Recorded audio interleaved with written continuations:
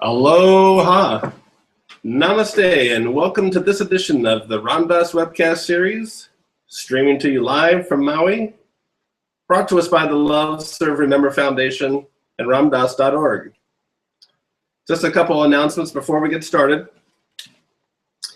Many of you know that the Open Your Heart in Paradise retreat on Maui in December reached max capacity a few months back, and we've been managing an ever-growing wait list since. Just the other day, the wait list was removed as an option for this December's retreat. For those of you who had wanted to attend or had wanted to wait list, please know that the 2015 Ramdas Krishnadas retreats, and that's plural, retreats, will be announced by November 1st at ramdass.org. Details will be provided concerning all the teachers, the retreat dates, the online registration dates at that time. We appreciate your interest and your ongoing support and your overwhelming support of Ramdas retreats on Maui. For those of you that'll be on Maui over Thanksgiving weekend, we would like to invite you to the 10-year anniversary of Ramdas Satsang programs on Maui. You can learn more about the program at ramdass.org. It's Sunday, November the 30th from 4 o'clock to 7 o'clock at the Makawao Union Church. All the details are at ramdass.org. Today's webcast featuring special guest Bodhi Be with Ramdas. Bodhi is the executive director of Doorway into Light, a nonprofit organization in Hawaii based on Maui since 2006. Doorway into Light was founded by Bodhi and his wife Layla Be, along with Ramdas, and to this day they serve as the board of directors. Doorway into Light is engaged in advocacy and educational programs concerning death and dying with families and professionals in the field, as well as actively engaged in the service of those who are in the dying process, their families, and their caregivers, should they have them. And in the cases of an individual who is dying, who is without family support or without caregiver support, Doorway into Light creates an environment that enables a support system to be developed on behalf of that individual. Bodhi is also the founder of the Doorway into Light, the Death Store, an actual storefront with the purpose of reinventing and revolutionizing the funeral home and funeral industry, transforming the business of dying and returning it to sacred service, bringing forth options for end-of-life care and after-death care that are holistic, environmentally sustainable, community and family-based, as well as spiritually inclusive. Bodhi is also a teacher and an ordained minister in the Sufi lineage of Hazrat Khan and Sam Lewis. Have a wonderful webcast today. Please welcome Ramdas and Bodhi Be. No. Namaste, namaste. And namaste to you, Bodhi. Thank you, namaste. I am very pleased to have Bodhi with us. He's very far out. He's bringing a real spiritual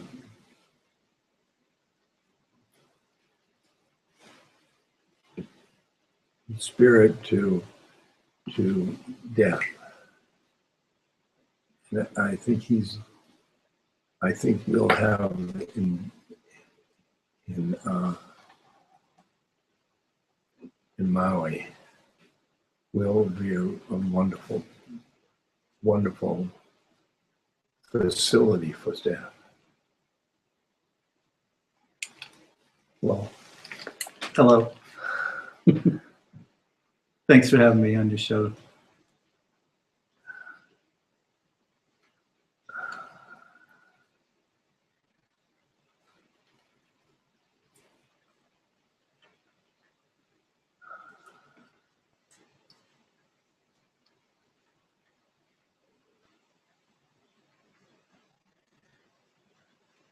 there was one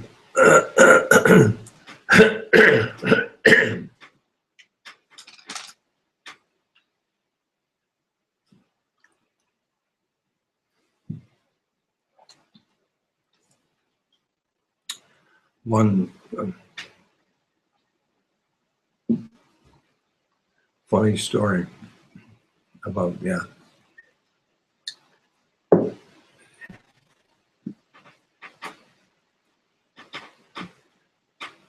in India, they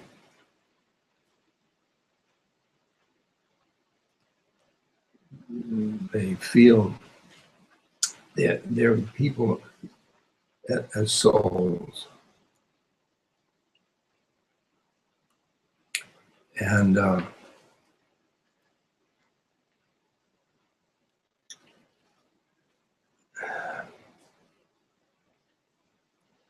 so Maharaji died, and I was in New Hampshire, and they wrote me a telegram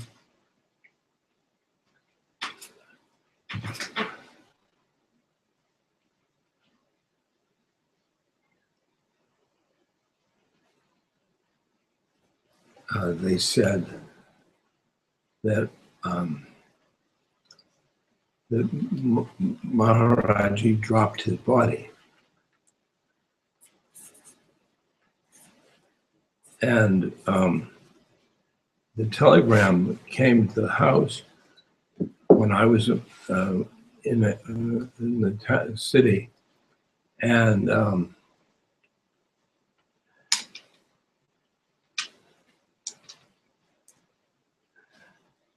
my father got the telegram, and I came back, and he waved the telegram, and something happened in the telegram, and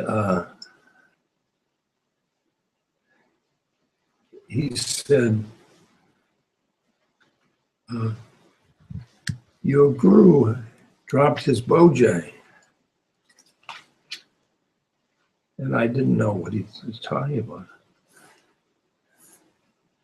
Dropped his bojai.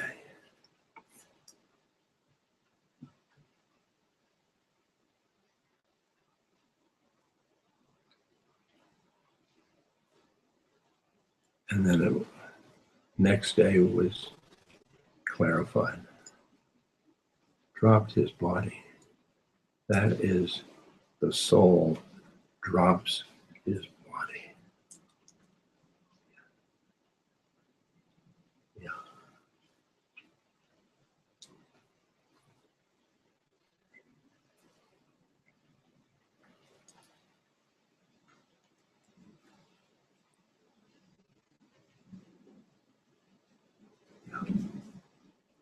Well, that brings up this notion of, are we the body?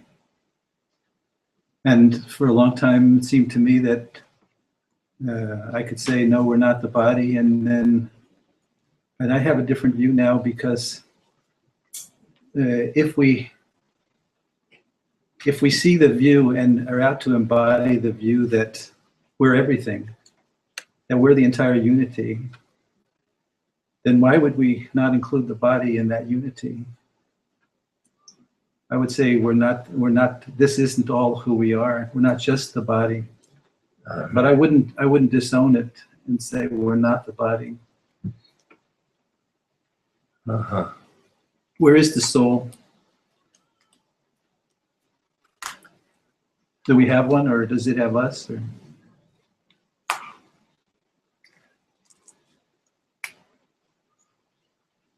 I think we had the composite, the soul and the ego and the body, all one until and when we are in the incarnation.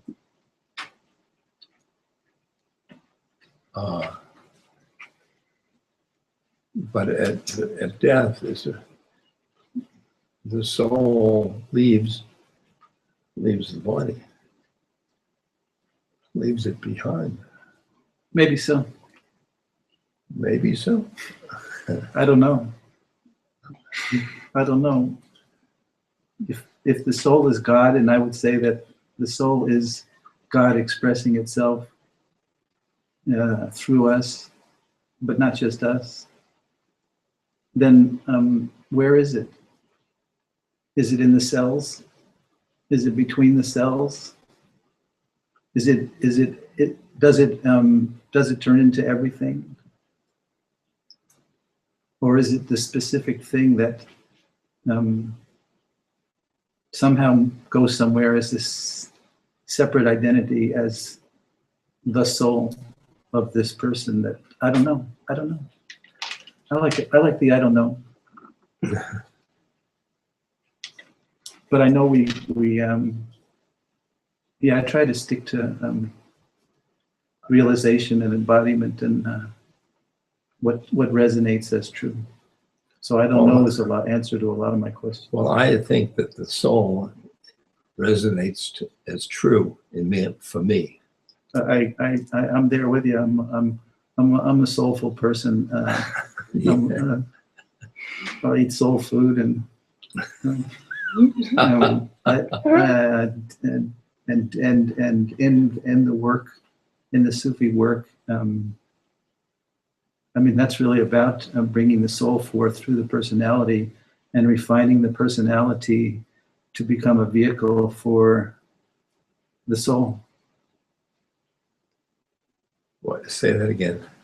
That's the transcendence aspect that you're speaking of. Yeah. That we're not just the body, that we're something metaphysical. Yeah. In this Sufi lineage or work, there's also the embodiment and the transformation of bringing that in through the refining the personality, so it becomes this pure diamond-like vehicle for the soul to do its work or express or experience. I think that the body is the work. Yeah.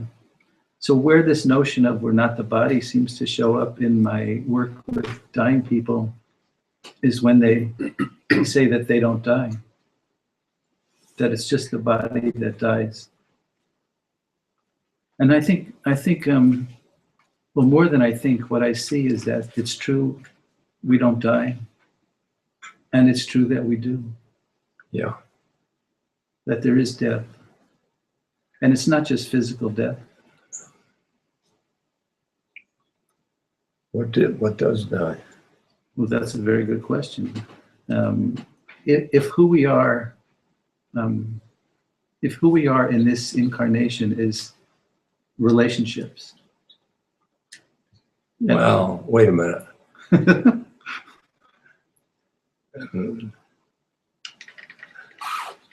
The Buddha said the whole of the holy life are good friends, or maybe that's a transliteration. So he was speaking about relationships, and we're in relationship with everything. We're in relationship with the food that we eat. We're in relationship to the environment that we live in. The food we eat comes from things that have died. We're in relationship to our community and our family, our ancestors. Well, that's the incarnation. Yeah. I mean, who we are is our consciousness, or the love behind everything, or on and on and on, the holy presence, the holy presence, the great mystery, yes, the wonder, yes, the big wow. And that's part of who we are. Yeah. Yeah. That is who we are. We are, yes. That's all there is. Wouldn't you say that's true? That's yes, all there is. That's all there is. That's the Sufi phrase, La ilaha il Allahu, that there's only the unity. Nothing is separate from the unity. which is a big, that in itself, to be able to embody that realization is to say all the self-judgment and shame and is all part of the unity. That's a big teaching. Yeah. Well, we could just go on this particular avenue for days. Well,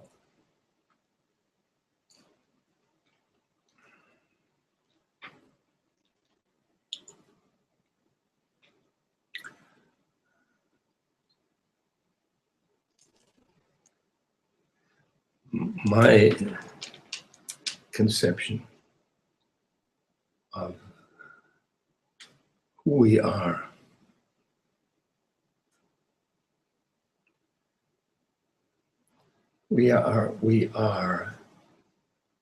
three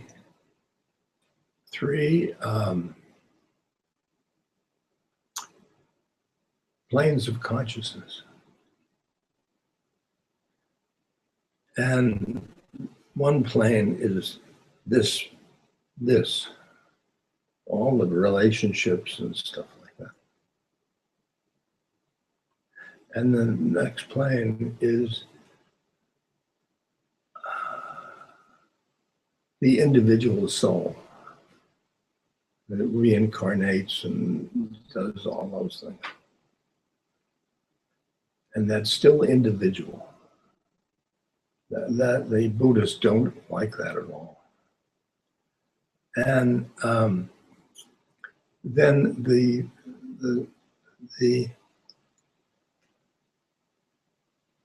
third, which is the one that is love, is consciousness. And that is us, that's in us. The Atman is the Atman.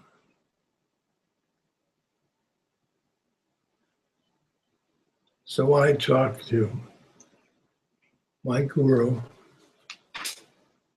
inside. He's not outside, and then he died. He's a soul, or in the best sense, he's the one, or he's a soul representing the one. That's the way I blow. Okay. It's tricky in a, what I would call a death phobic culture that doesn't want to die and refuses to die. It's no wonder that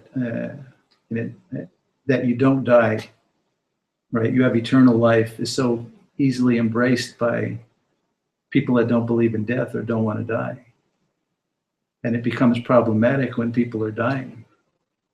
And when I'm with a group of people and I ask, so when do you start to die? Almost 99 times out of 100, almost everyone in the room says, when you're born, you start to die. Nice to think that was true, and I've read that in some Buddhist teachings. And now, having sat at the bedside of the dying, as you have many, many times, it's obvious that that's just not true. And that may be a Western model of the scientific view that we're basically machines, and that when you need a new kidney, they put in a new kidney, and when you need an oil change in a loop, that's what happens. But that's a Western model of us as machine, that we drive out of the showroom and we immediately start to depreciate and we're dying. But that's a big question, because when you sit at the bedside of the dying, you know that they're dying, but you're not. That there's no way you could say, I know how you feel. Yeah. I'm dying too. Not true. No, not true. Not true. So those misunderstandings. That's pretty good. Yeah. Those stories, I'm not the body, or I start to die as soon as I'm born, That's where I think when we say it's all an illusion, I don't think it's all an illusion. I think we look through these filters that aren't true, that are based on stories that we've either been told or we believe, that color what actually is real. And some of it goes back to the creation story. You know, a lot of times when somebody dies, we hear people say they're going home. Is that true? Is that really true? This is all home. Home is here now. Home is here now. But where does that come from, that you're going home when you die? Well, I would say it comes from the creation story itself, or at least the creation story that most of us in the West have grown up in. And whether we believe the story or not, it's embedded in the culture that we did something wrong in the garden and we got expelled. We got kicked out of the garden. And actually, according to that story, we became homeless. So you can imagine, if you add to that the fact that so many of us have moved so many times, we may actually experience that homelessness. So what happens to a planet? What happens to the earth when a large majority of the people living on it don't feel that it's their home? Well, look at what's happening on the planet. So there, you know, there's this embedded story, some of them conscious, some of them unconscious. And sure enough, they show up at the bedside.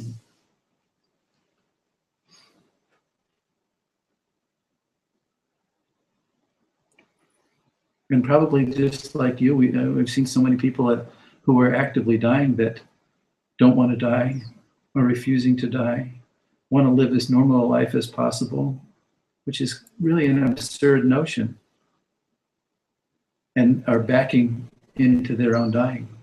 Yeah. I'm not dying, I don't want to die, I don't want to die. Now, I see that that's the ego.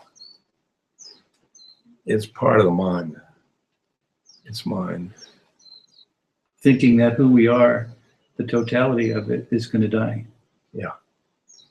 Because the ego comes from the incarnation. And the soul comes from the one.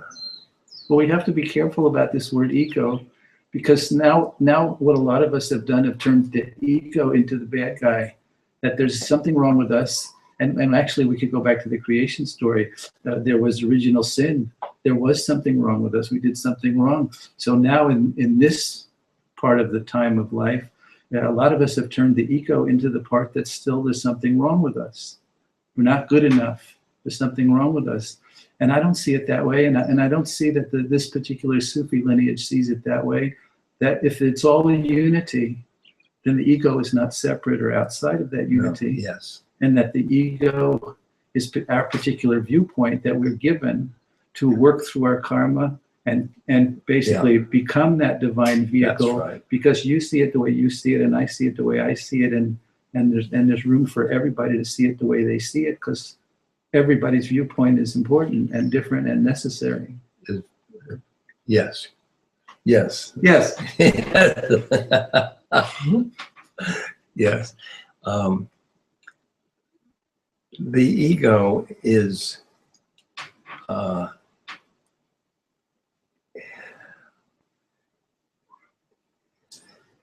the handmaiden of the soul. Yes.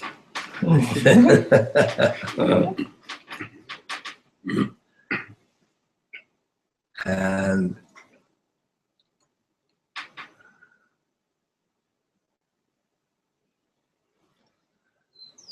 Or partners. Partners. partners. Yeah, they're partners. Servant. Yeah, handmaiden. Yeah, I that's get you. it. Yeah. Yeah. Yeah. And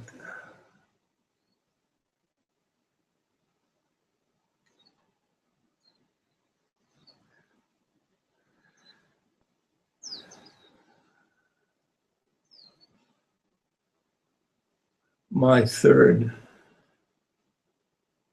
um,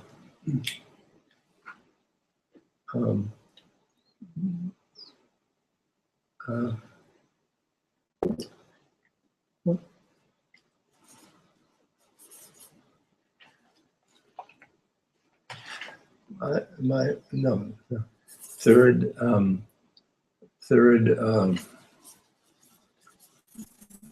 plane of consciousness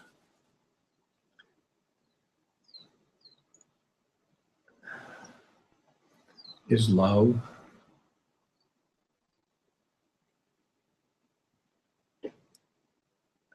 and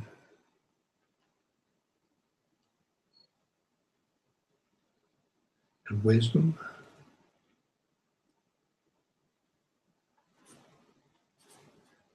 and compassion.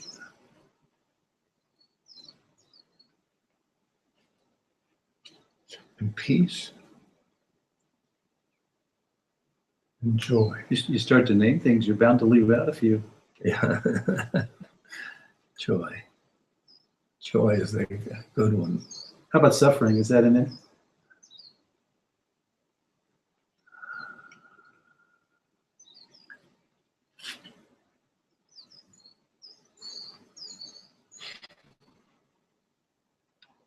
I don't know. Well, I'm glad you know suffering. Hey, but time's flying by. Don't you want to hear about the store? Tell us about the store. I want to, it seems to me what I've seen and what I experience and what I intuit is that the avoidance and denial and aversion that is so common in this culture, and I don't just mean in America, I mean, there's a worldwide culture, that death phobia is part of why we're eating the planet. That there's a hole that wants to be filled, that can't be filled, other than through healing our disconnect from the holy, healing our disconnect from the natural world and our relation in it, and healing our relationship with our approaching death. That we've pushed death out of the miracle of creation, even though it's happening everywhere else, and we see that it couldn't happen, that nature, the natural world couldn't happen without death, and that death and life are dancing continuously. So the death store is a attempt to help bring the cultural conversation around death more energy, more focus, bring it into the commons, the marketplace, and transform the funeral home from a place you only go to when somebody dies to an actually educational resource center.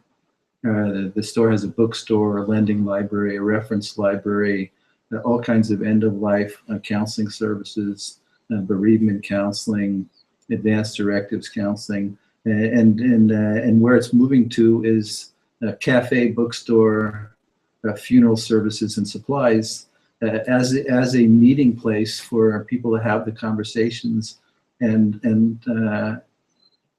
come into a more living relationship to their approaching death. 400 people in America die every day just from accidents.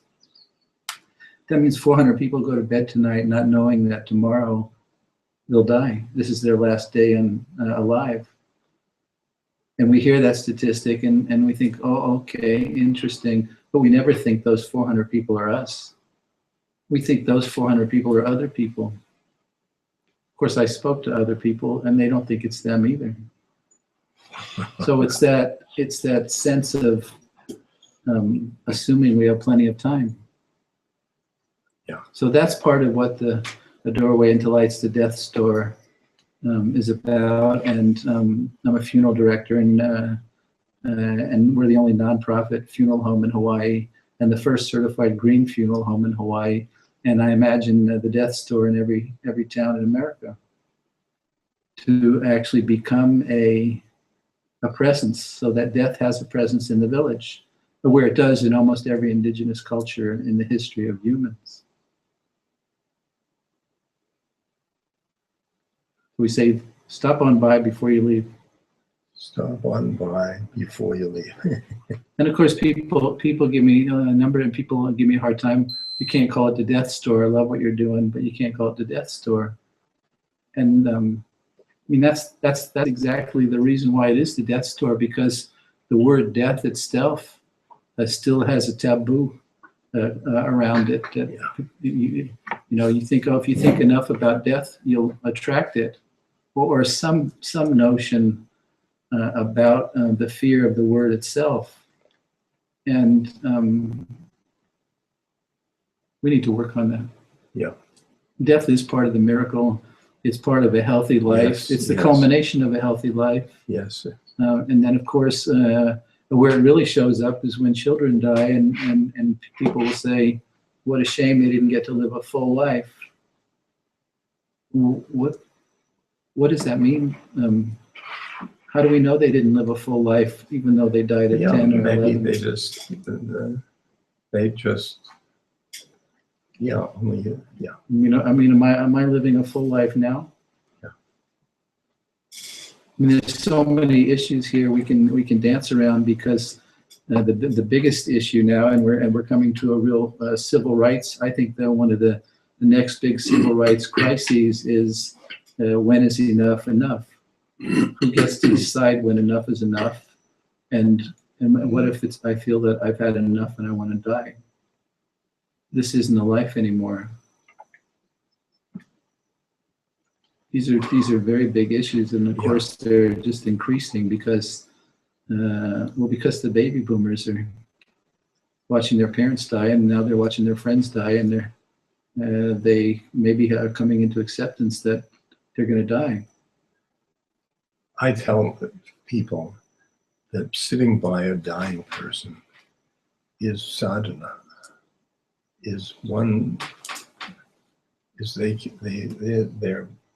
their personal sadhana.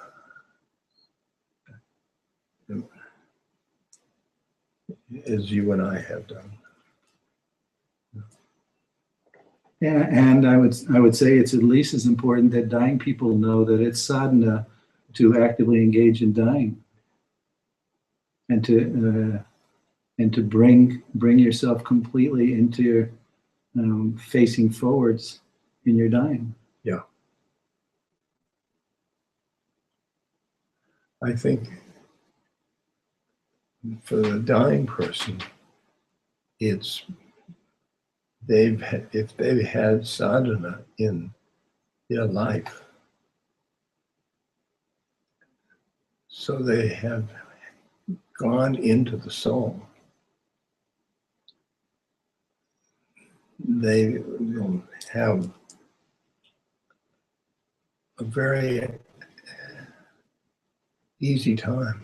Well, the big question, I agree. The big question is it realization and embodiment?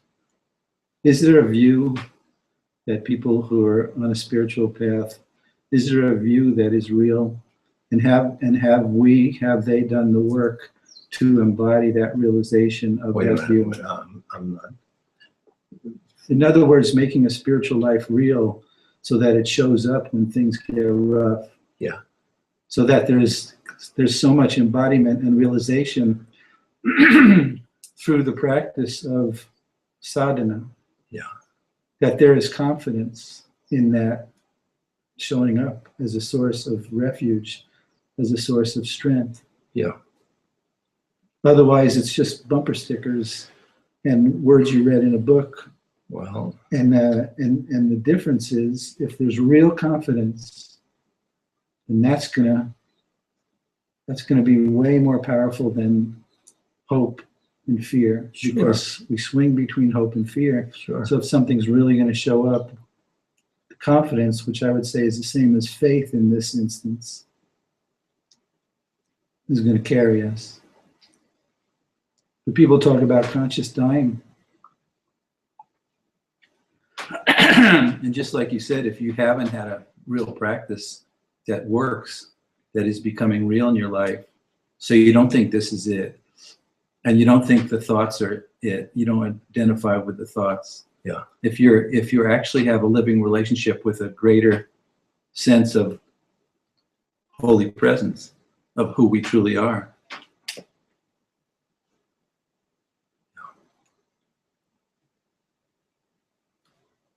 So is that going to show up for us when we're dying?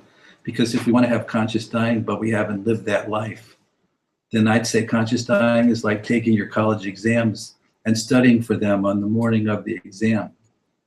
Only the difference being that the morning of your dying or your dying time, you might be in tremendous amount of pain, might be tremendous suffering about your unlived life or the trail behind you. You might need medication to help you be out of pain, and that's a tough time to study for an exam or become conscious. Many of the people have asked me whether medication ruins their chances. I don't think it does at all. Ruins their chances of what? Chances going out spiritually. It's going out as the soul. But anything that takes away pain, my pain is the adversary to spiritual life, because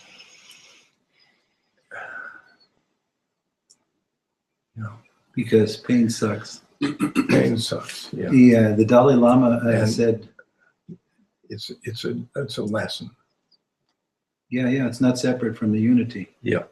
The Dalai Lama said that no amount of medication would blemish the pure Buddha nature, even in our dying time. Well, I say it too. Yeah. We have a question that's come in that's relevant to the moment.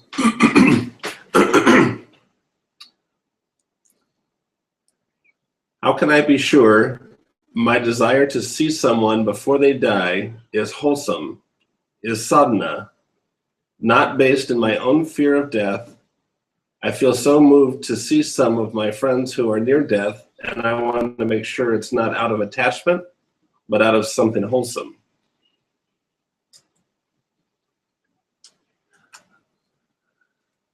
I think if this person has done their sadhana, and they see that they are a soul, then they were soul to soul with the dying person. And if this person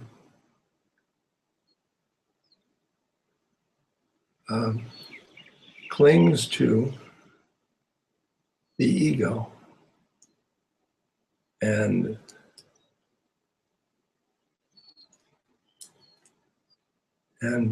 motivations for the visit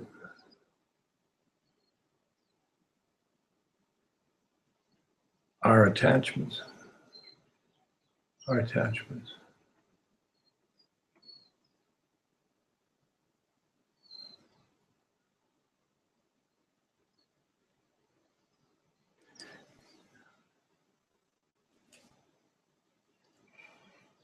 If it's soul to soul,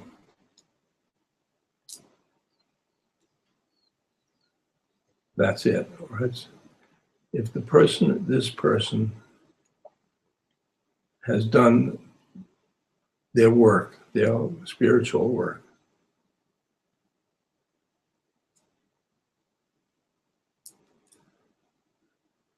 then the visit is soul to soul. And it can help the dying person and it helps this person. I would say if somebody has a strong wish to go see someone before they die, I'd say go. I'd say sometimes we get caught and I don't want to be attached. I don't want to be because I'm attached. And sometimes we get in our own way.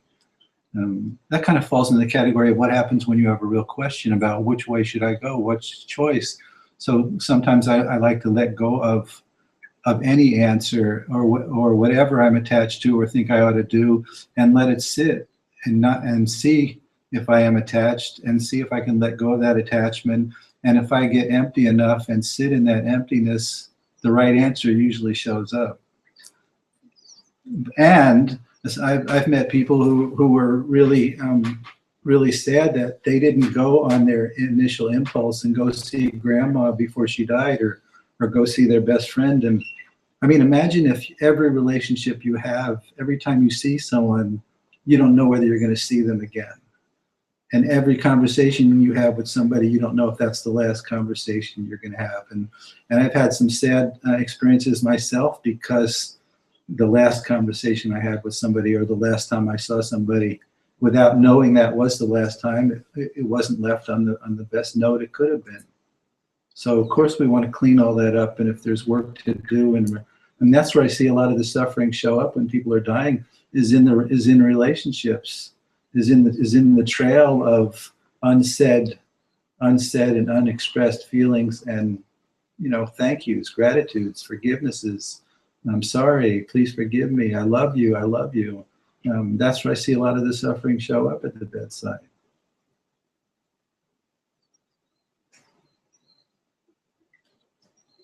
That's sure.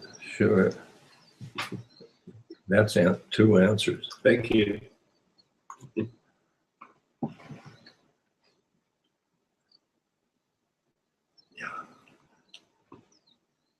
Yeah, I think that's a good answer. Good answer. So then, Bodhi, what do you see that is an ideal state at the bedside for someone who's prepared? And what does it look like when their friends are dialed into that person's prepared themselves well? For the dying person? Yep. And how does that influence the people around them?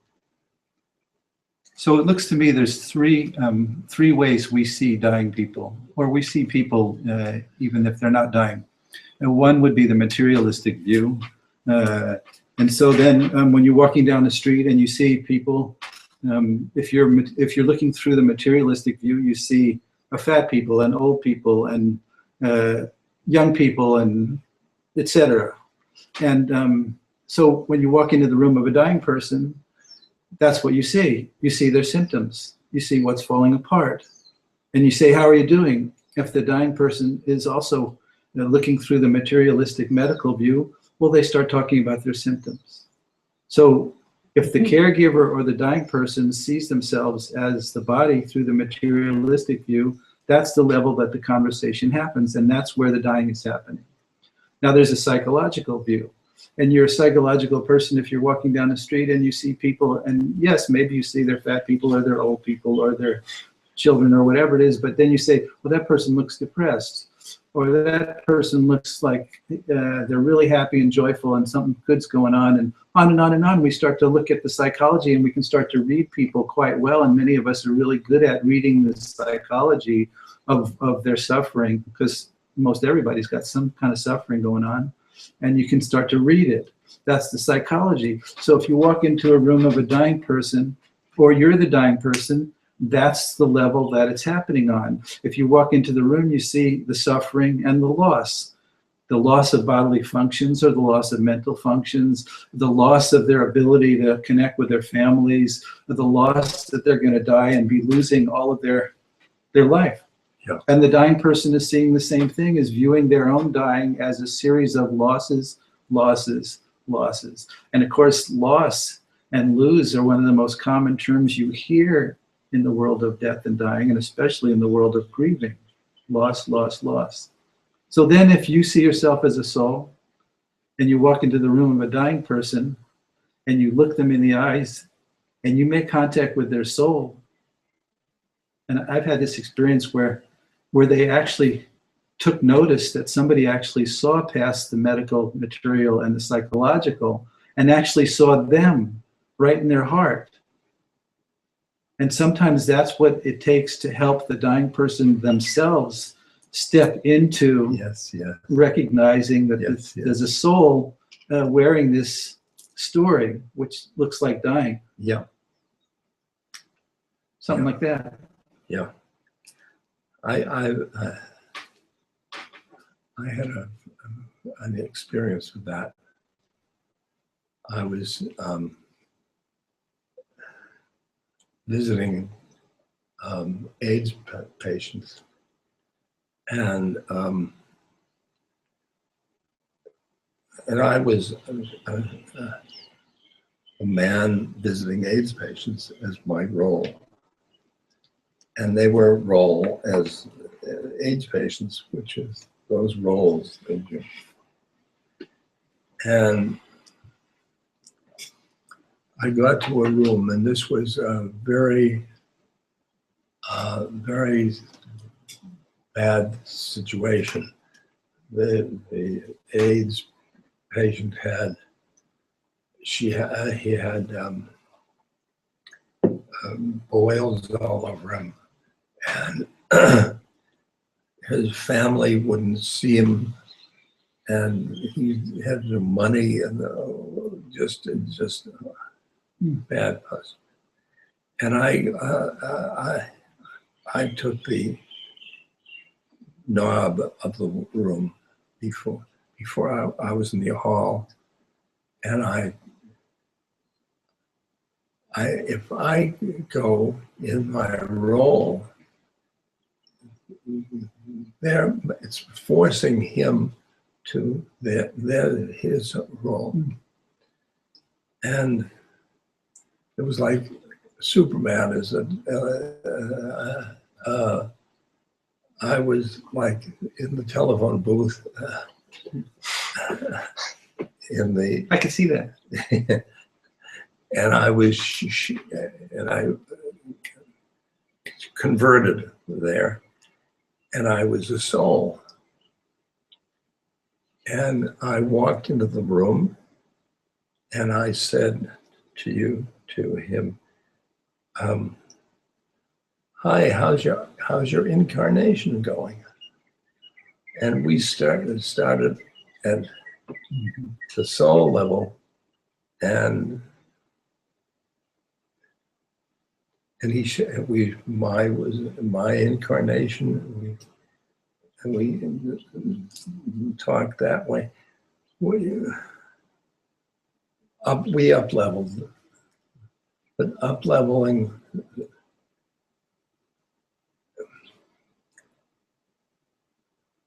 I'm not sure that up leveling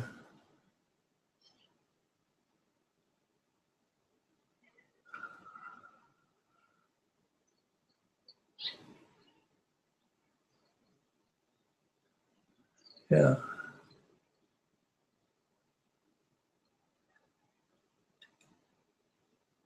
Yeah. No, I was happy I up leveled. I was a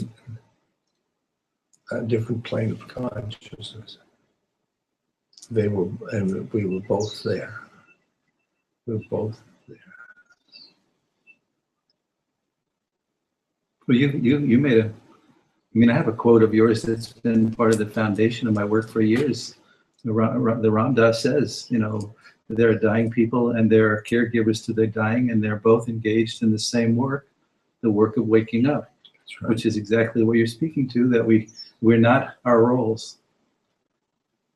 We're not our roles. Yeah. And that I work with the Metta Foundation in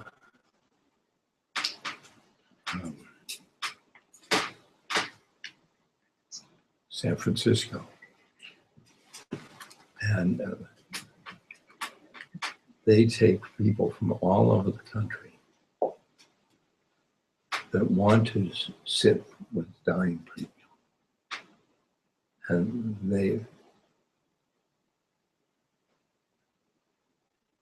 the nurses and the doctors and their administrators for hospice and their lay people and I remember one was a nun, just, and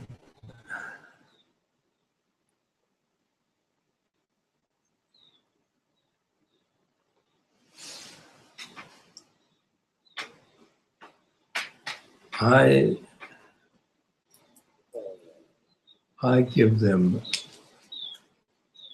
sadhana training so that when they walk into the room,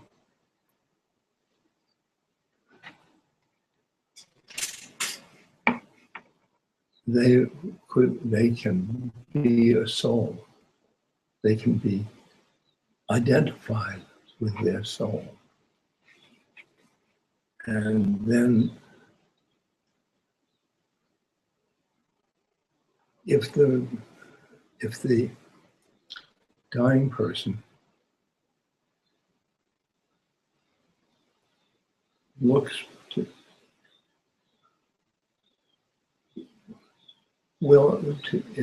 identify with their soul, the person doesn't bring them back. Because the family and the nurses, all the doctors, they bring them back. They bring them back to life. That's, I want to, maybe I see this in dying people.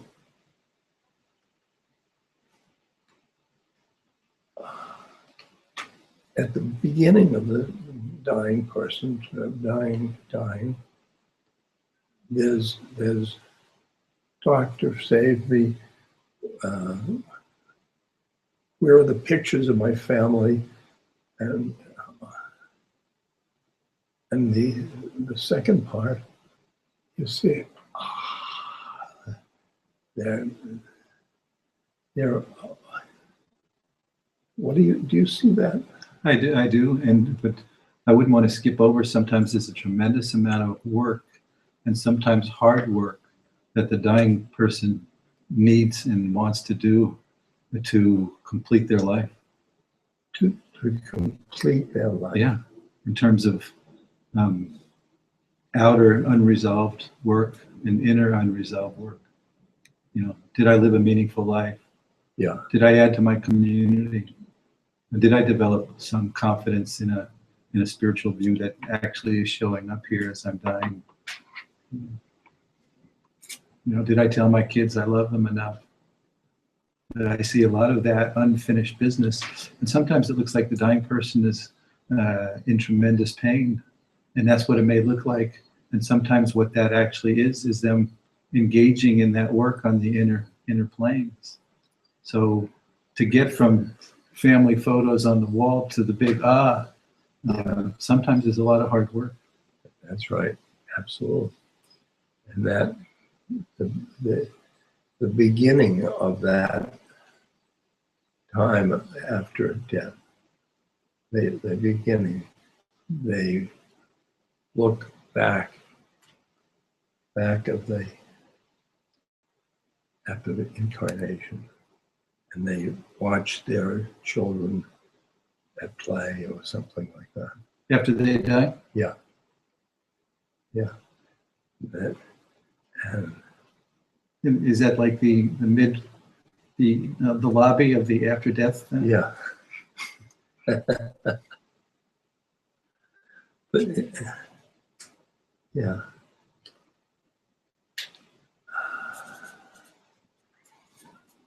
Are we being cued on to the next they say that we should have a meditation. Would you lead the meditation? Okay. Okay. So then please take a moment and make a dedication for this short meditation we'll do together, that you dedicate it to whatever fruit there is, to something greater than your limited self. And then we'll stop and come into an awareness of your breath, please. So that you feel the breath through coming in, filling the belly, filling the chest, filling the lungs, filling the whole body, filling every cell, and then letting the belly go, so that you come into awareness of the breath. And you come to your senses, so that while you're breathing, you notice the air on your skin. You notice any sounds inside or outside. You notice where the body is contacting the chair or the seat. Those senses draw you into the present moment. And as you become fully aware of the breath coming in, going out. And as you breathe in, mentally say the words, this breath. Breathing in, mentally saying this breath, and continuing to have full awareness of the breath coming in. And then just letting the belly go, letting the breath go. And again, we'll breathe in that way for a few moments, a few minutes.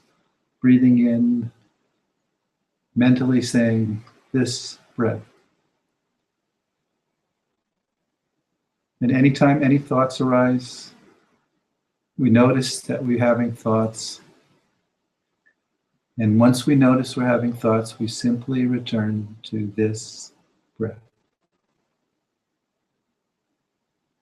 No judgment, no self-criticism. We're learning how to stop jumping on the train of thought, to stop identifying with each of those thoughts. We don't have to make ourselves stop thinking. We simply breathe this breath.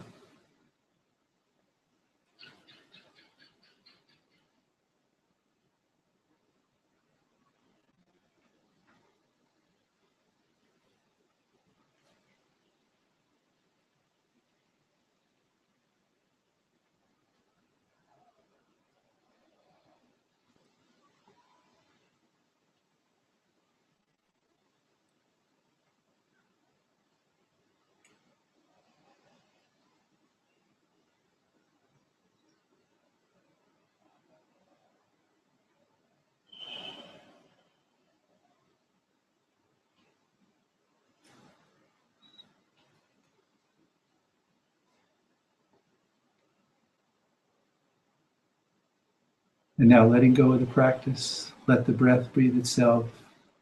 Let your awareness become as big and as wide as the sky.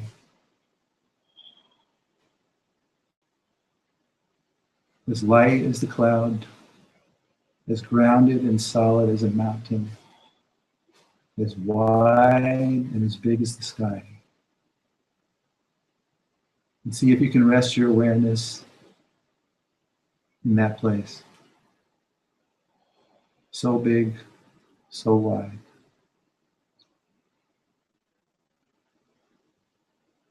Let yourself just fall into that awareness.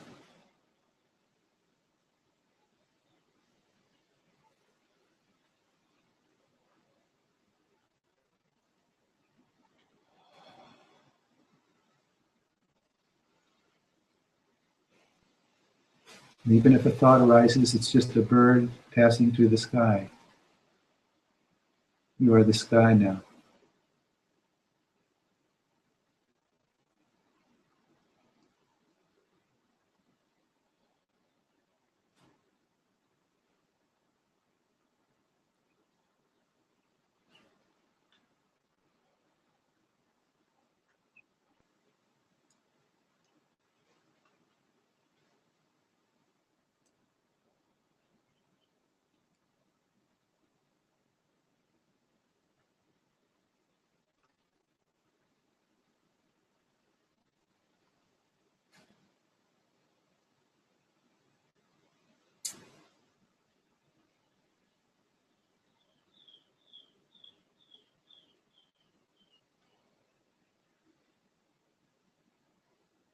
Amen.